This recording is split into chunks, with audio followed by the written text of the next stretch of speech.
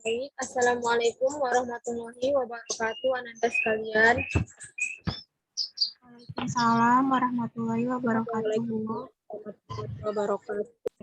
Bagaimana kabarnya hari ini? Alhamdulillah sehat, Bu. Semangat. Luar biasa sekali ya semangatnya, Ananda sekalian. Tahu kan bahwa nikmat sehat dan nikmat kesempatan ini sangatlah berharga bagi kita. Apalagi di masa pandemi seperti ini, kita harus tetap menjaga kesehatan, baik itu kesehatan jasmani dan juga rohani kita. Nah, untuk itu, marilah kita memulai pembelajaran hari ini dengan mengucapkan, dengan berdoa kepada Allah dan bersalawat kepada Nabi. Yang doanya akan dipimpin oleh itu sendiri, berdoa dimulai.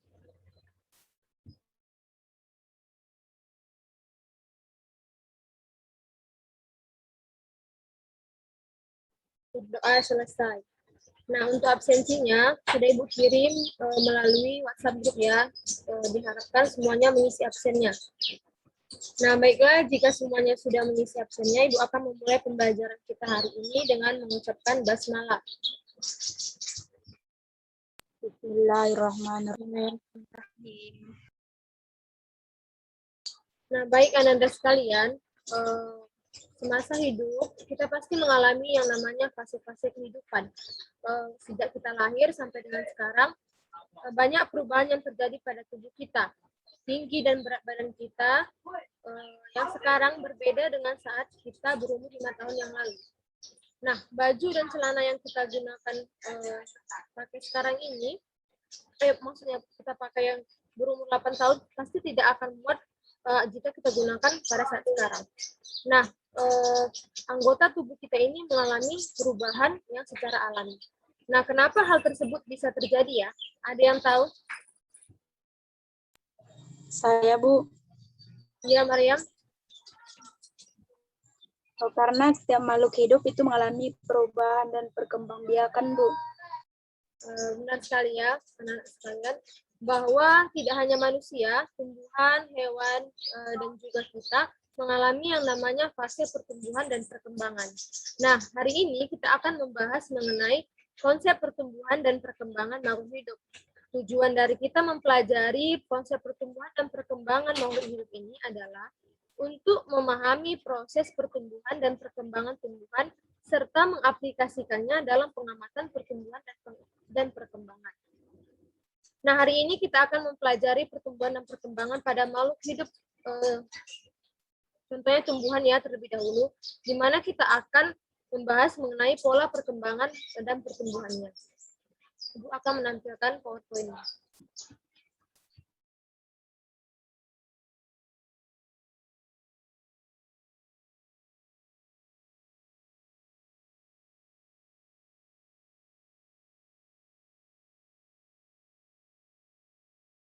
Nah, baik, kita akan membahas mengenai pertumbuhan dan perkembangan.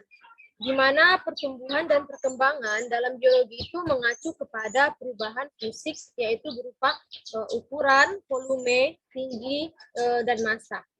Di mana ini terjadi karena dalam masa pertumbuhan, sel-sel dalam tubuh makhluk hidup bertambah banyak. Alhasil, jaringan-jaringan dan organ-organ dalam tubuh makhluk hidup pun ikut berubah semakin besar.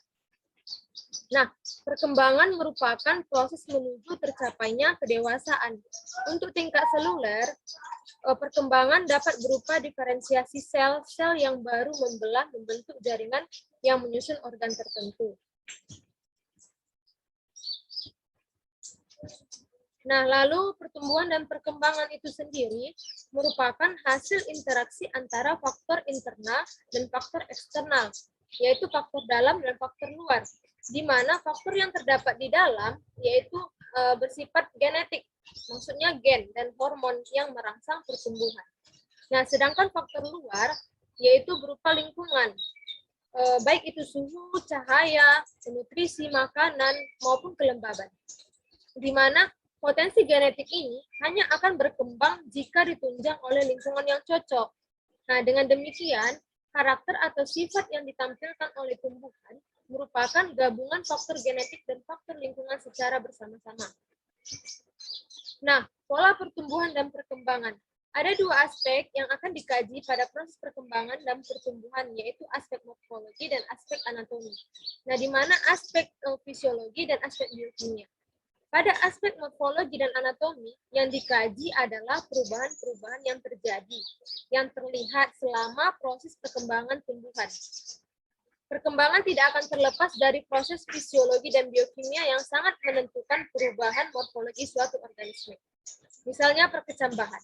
Nah, perkecambahan ini merupakan proses pertumbuhan dan perkembangan dari embrio yang mengalami perubahan, di mana mula tumbuh dan berkembang menjadi batang dan radikula tumbuh menjadi akar. Serta berdasarkan letak kotiledon saat perkecambah ada dua tipe perkecambahan. Ada perkecambahan hipogeal, contohnya kacang merah dan kacang kapi. Ada perkecambahan epigeal, contohnya kacang hijau dan kacang tanah. Nah, kemudian fisiologi perkecambahan. Embrio yang tumbuh belum memiliki klorofil, sehingga embrio belum dapat membuat makanannya sendiri. Pada tumbuhan dikotil, makanan untuk pertumbuhan embrio diambil dari kotiledon, sedangkan pada tumbuhan monokotil diambil dari endosperma. Kemudian, perkecambahan itu dimulai dengan proses penyerapan air ke dalam sel-sel. Nah, proses ini merupakan proses fisika. Masuknya air pada biji menyebabkan enzim-enzim hidrolisa bekerja memecahkan tepung menjadi maltosa, di mana proses ini dihidrolisis oleh maltase, selanjutnya diubah menjadi glukosa. Lalu kemudian senyawa glukosa ini akan memasuki proses yang namanya metabolisme. Kemudian dipecah menjadi energi dan diubah menjadi senyawa karbohidrat yang menyusun tubuh tumbuhan. Lalu asam amino dirangkai menjadi protein yang berfungsi untuk menyusun enzim-enzim baru. Nah, asam-asam lemak ini juga akan digunakan untuk menyusun membran sel. Kemudian ada namanya pertumbuhan primer, di mana aktivitas sel-sel meristem akan menyebabkan batang dan akar tumbuh memanjang yang disebut proses pertumbuhan primer. Nah, pada akhir proses perkecambahan, tumbuhan akan membentuk akar, batang, dan juga daun. Pada ujung batang dan akar akan terdapat sel-sel meristem yang dapat didiferensiasi menjadi sel-sel yang memiliki struktur dan fungsi yang khusus. Kemudian ada 3 daerah pertumbuhan pada ujung bakar dan akar. Yang pertama pembelahan, yang kedua daerah perpanjangan sel, yang ketiga daerah diferensiasi.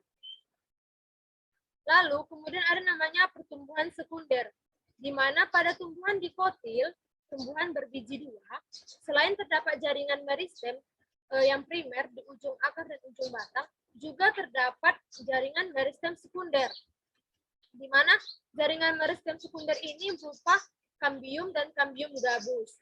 Nah, di mana aktivitas kambium dan kambium gabus ini yang akan mengakibatkan pertumbuhan sekunder, yaitu bertambah besarnya batang dan akar tanaman. Nah, proses pertumbuhan sekunder ini terbagi 3. Yang pertama, kambium vaskuler, membelah ke arah dalam membentuk xilem dan ke arah luar membentuk floem. Kemudian ada namanya parenkim, batang atau akar di antara fasis berubah menjadi kambium intervaskuler. Kemudian ada velogen, yang membelah ke arah luar membentuk velodrem. Kemudian ada pengaturan pertumbuhan dan perkembangan. Yang pertama itu ada pengaturan genetika, di mana perangkat genetik yang diturunkan dari induknya ke turunannya dan merupakan sumber informasi. Di mana pengaturan genetika ini akan membawakan gen informasi dari induknya menuju ke sel anak. Lalu pengaturan organisme yang bersifat sebagai zat perangsang pertumbuhan dan perkembangan atau promoter, sedang yang lainnya bersifat sebagai penghambat atau inhibitor. Lalu yang ketiga ada pengaturan lingkungan.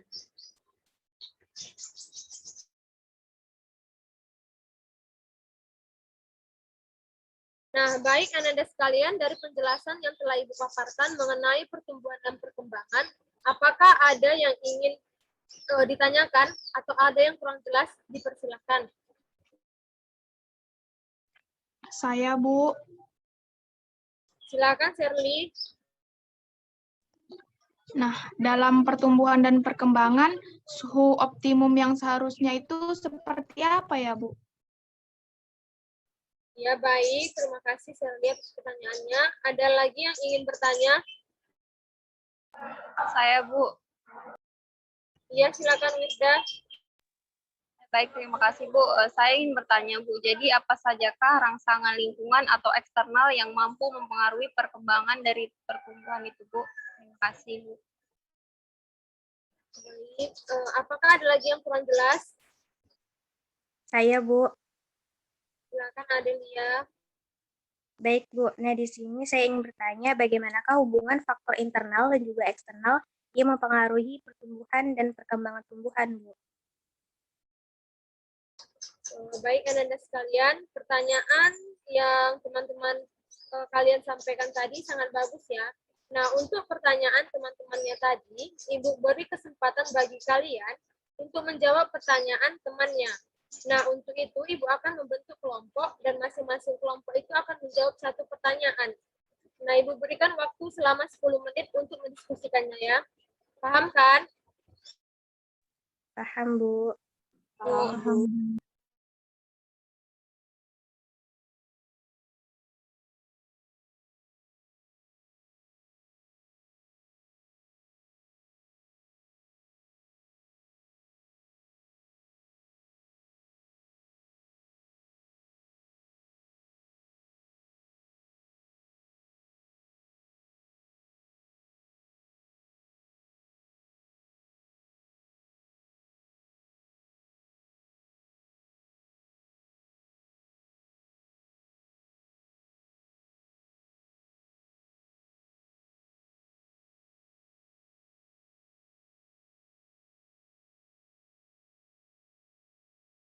Baiklah, Nanda, diskusinya selesai ya.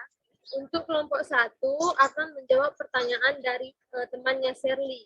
Pada kelompok 1, Ibu persilahkan untuk menjawab pertanyaan Shirley. Baik, Bu. Terima kasih. Saya perwakilan kelompok 1 akan menjawab pertanyaan dari Shirley.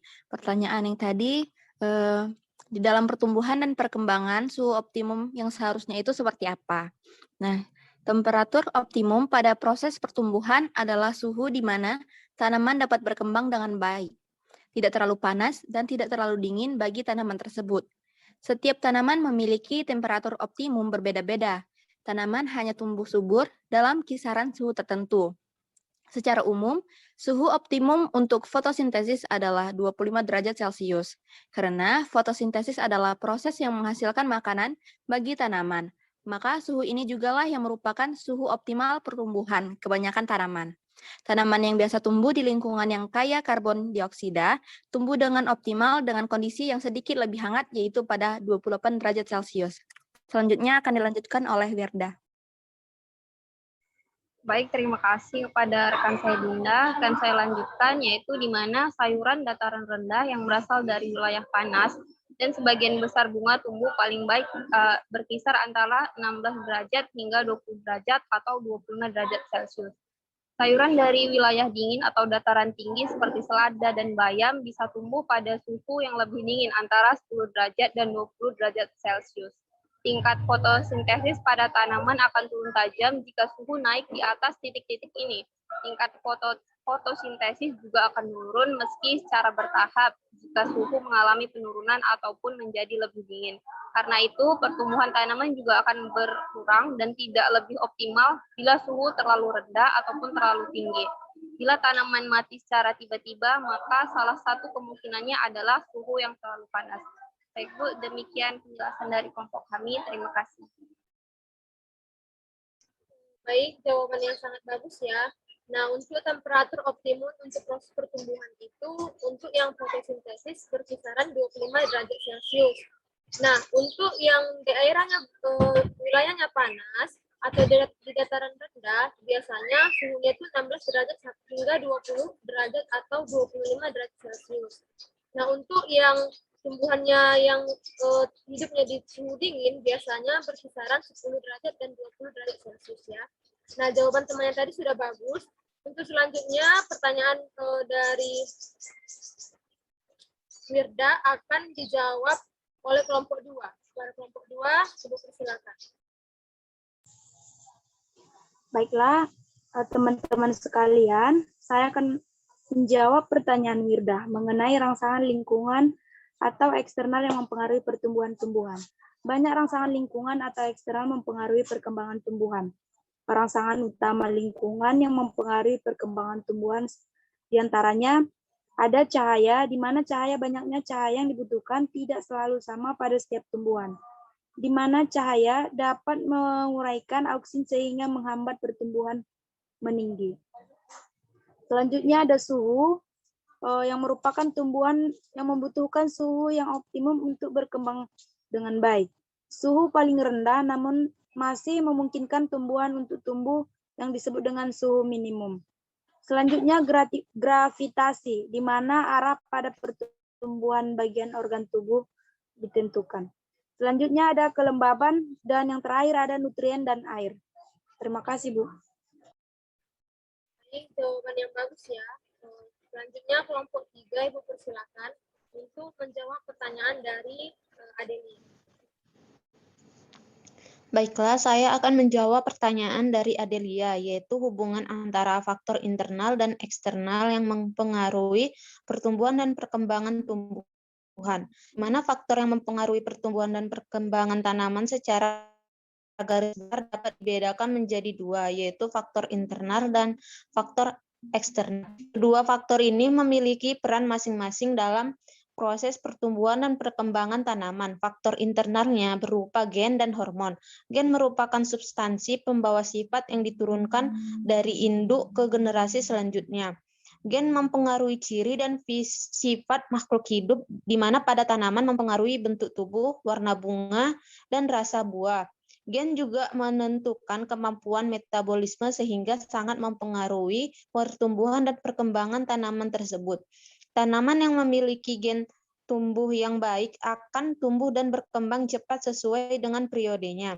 Hormon merupakan zat yang berperan dalam mengendalikan berbagai fungsi di dalam tubuh. Meskipun jumlahnya sedikit, hormon memberikan pengaruh nyata dalam pengaturan berbagai proses dalam tubuh. Hormon yang mempengaruhi pertumbuhan dan perkembangan pada tanaman ini ada beragam jenis.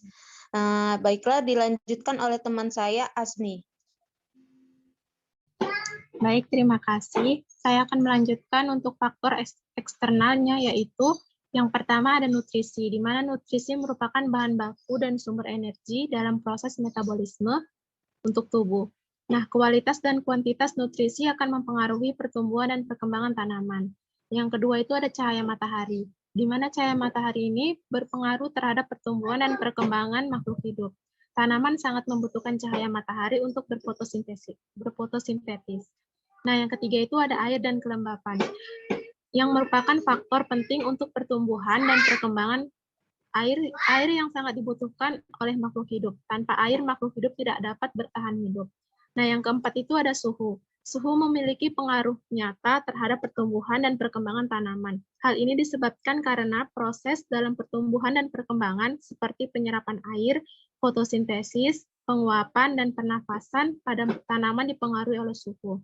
Nah, yang terakhir itu ada tanah, di mana tanah berpengaruh terhadap pertumbuhan dan perkembangan tanaman.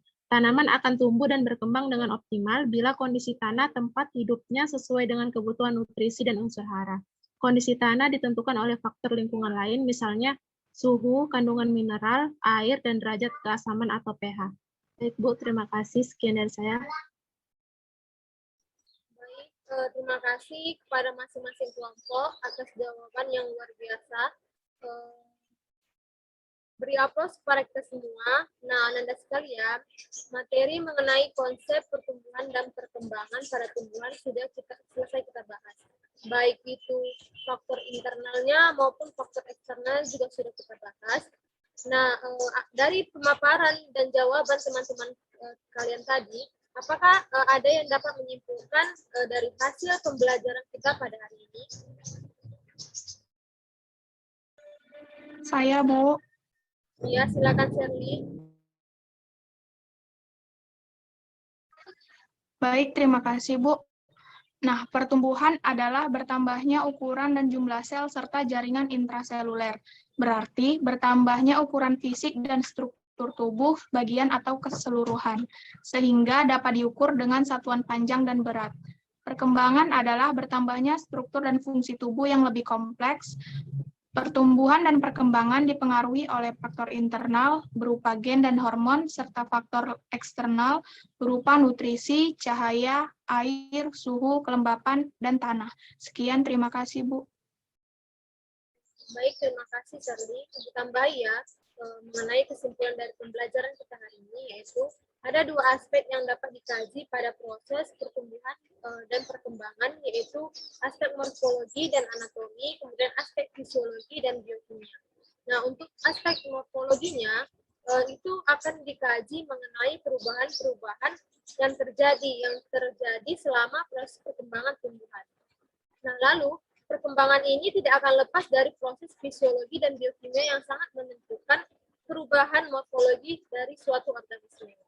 Nah, apakah Anda sekalian sudah mengerti maksud dan tujuan dari pertumbuhan dan perkembangan makhluk hidup? Ngerti, Bu. Alhamdulillah sudah, Bu. Alhamdulillah. Nah, untuk mengakhiri pertemuan kita hari ini, alangkah baiknya kita mengucapkan hamdalah. Alhamdulillah. Alhamdulillahirrahmanirrahim.